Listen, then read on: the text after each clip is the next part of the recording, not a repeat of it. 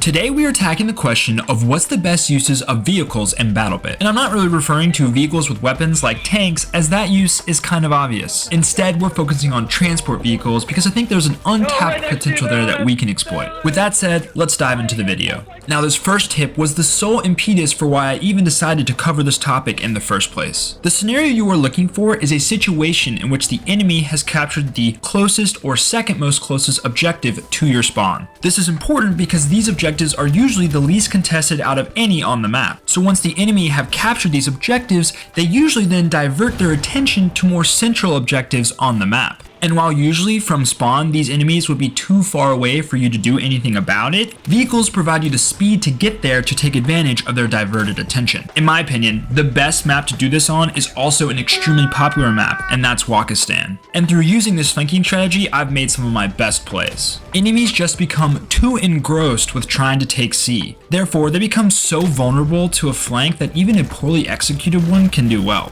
Honestly, using vehicles in this manner has gotten me my quickest and easiest multi-kills to date in this game. And since vehicles respawn pretty fast and there's always a pretty good supply of infantry transport vehicles in Conquest games, you can do this over and over again without much trouble. And to be completely transparent and to show you that this actually works, I'm going to present you an example of this flank that starts from spawn. Notice how during this flank I ran into some explosive adversity. Basically what I'm trying to say is that the enemy at the captured objectives close to your spawn aren't just going to give you a free ride to the main objective that you're trying to get to. However, if you're able to push through, you're going to get some pretty nice rewards. And honestly, there's more maps than just Wakistan that this can work on. Maps with clearly defined roads like River, Basra, and Valley would all be great to execute this technique on. Really, any map that has the combo of a popular central objective and clearly defined roads will provide you the means to execute this flank. Next, I want to talk about how vehicles can be used as very unconventional spawn points. And I'm not talking about driving vehicles up to the edges of spawn, because that's not my favorite use of vehicles, as it can kind of feel like a waste if more than one person does this. Instead, I'm talking about driving vehicles near and through objectives. You'd be surprised at how far away vehicles can seem to be from objectives.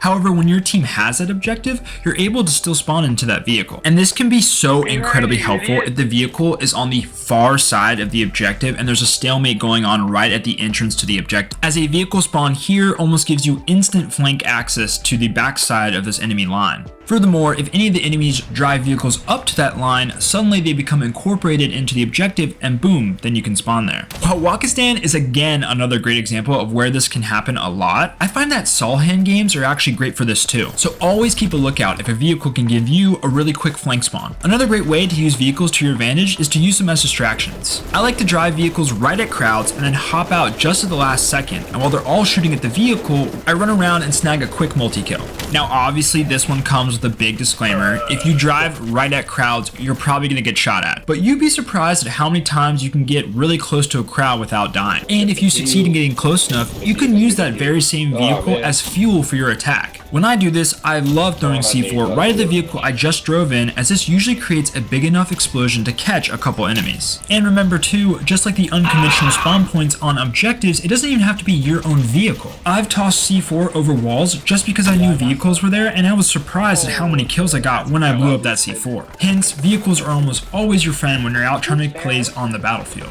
Now before you leave and try this out in game, I just have a couple quick last tips to give to you. Firstly, try not to use the ATV with a lot of these techniques, as the lack of a box around you while you're driving will make you a much easier target to hit. I do have one small caveat for this, and that is that these ATVs make for great vehicle spawns, as it is a lot quicker to spawn into these vehicles than other vehicles. Finally and secondly, when driving the vehicles, it's better to slow down than hit a wall and completely stop. This is because a stopped vehicle makes it a lot easier for enemies to throw C4 onto your vehicle. So in all cases, if you can avoid a collision and just slow down, that is the better option. Well, that about does it for this video. If you enjoy what you saw, maybe consider leaving a like down below. Or if you think I missed anything, you can comment that down below too. Otherwise, I thank y'all so much for watching, and I hope you have an incredible day.